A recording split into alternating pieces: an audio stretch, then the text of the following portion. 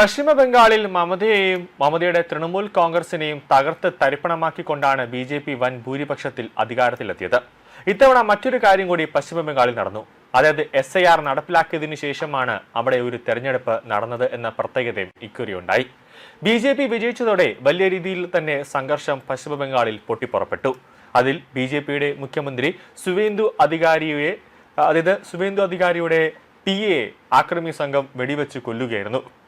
നിലവിൽ മുഖ്യമന്ത്രി സുവേന്ദു അധികാരിയുടെ PAയുടെ കൊലപാതകത്തിൽ 3 പേർ അറസ്റ്റിലായിരിക്കുന്നുവെന്ന വാർത്തയാണ് പുറത്തേക്ക് വരുന്നത്. CIDയും STFും എന്നിവരടങ്ങുന്ന സംയുക്ത സംഘമാണ് പ്രതികളെ പിടികൂടിയത്. ചന്ദ്രനാഥ് റാഥിനെ മധ്യഗ്രാമിൽ വെച്ച് മെയ് 6-നാണ് വെടിവെച്ച് കൊലപ്പെടുത്തിയത്.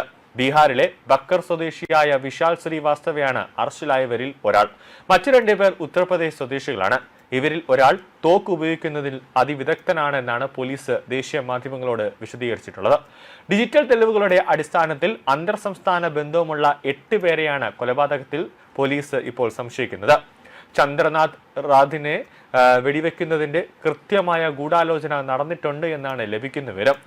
ആദ്യം ഈ യാദൃശ്ചികമായി ഒരു വെടിവെപ്പ് നടന്നുവെന്നാണ് പോലീസ് കരുതിയതെങ്കിലും വിശദമായ അന്വേഷണം നടത്തിയപ്പോൾ തന്നെ ഇത് ഗൂഢാലോചനയാണ്. അതായത് പശ്ചിമ ബംഗാൾ മുഖ്യമന്ത്രിയാവാൻ ആയിട്ട് അധികാരമേൽക്കാൻ പോകുന്ന സുവേന്ദു അധികാരിയുടെ PA വെടിവെച്ച് കൊല്ലുക എന്ന ഒരു ദൗത്യം, അതായത് ഒരു ഗുണ്ടാ സംഘം തന്നെ ഇതിന്റെ പിന്നിൽ പ്രവർത്തിച്ചു. ഇതിനു വേണ്ടി ഒരു ദൗത്യം തന്നെ ഇറക്കിയതാണ് എന്നാണ് പോലീസ് പ്രാഥമിക അന്വേഷണത്തിൽ തന്നെ മനസ്സിലാക്കിയത്.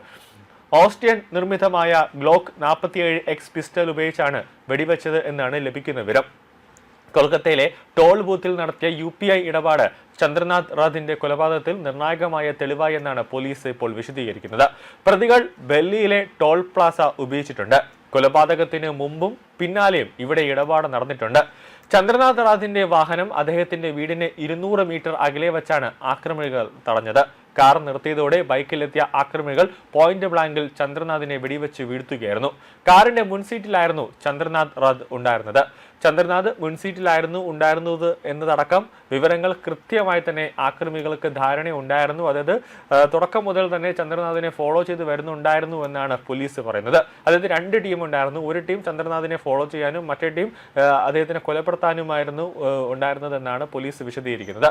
കേസിൽ 8ഓളം പേർക്ക് നേരിട്ട് പങ്കുണ്ടെന്നാണ് പോലീസ് നൽകുന്ന വിശദീകരണം. ആക്രമണത്തിന് ഉപയോഗിച്ച കാറും ബൈക്കും മോഷ്ടിക്കപ്പെട്ടതാണെന്ന് വ്യക്തമായിട്ടുണ്ട്. 13 വർഷത്തിനിടയിൽ സുവേന്ദു അധികാരിക്ക് നഷ്ടമാകുന്ന 4ാമത്തെ സഹായിയാണ് ചന്ദ്രനാഥ് റാഥ്. 2013-ൽ സുവേന്ദു അധികാരി തൃണമൂലിലായിരിക്കുമ്പോഴാണ് PA ആയിരുന്ന പ്രദീപ് സാ കൊല്ലപ്പെടുന്നത്.